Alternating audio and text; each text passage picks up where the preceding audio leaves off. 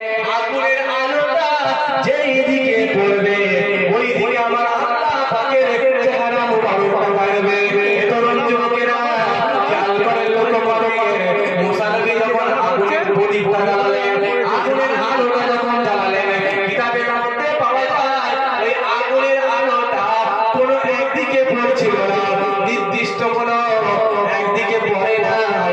ওই আগুনের আলোটা চতুর্দিকে ছড়িয়ে পড়ছিল, চতুর্দিকে ছড়িয়ে পড়ছিল। মুসা নবী জানাতে আরম্ভ করলেন, রব্বুল আলামিন আল্লাহ, আমার দয়াময় আল্লাহ, এই আগুনের আলো কোনো একদিকে ছড়িয়ে পড়ে নাই, নির্দিষ্ট কোনো একদিকে ছড়িয়ে পড়ে নাই, চতুর্দিকে ছড়িয়ে পড়ছে। কোরআনের মধ্যে পাওয়া যায়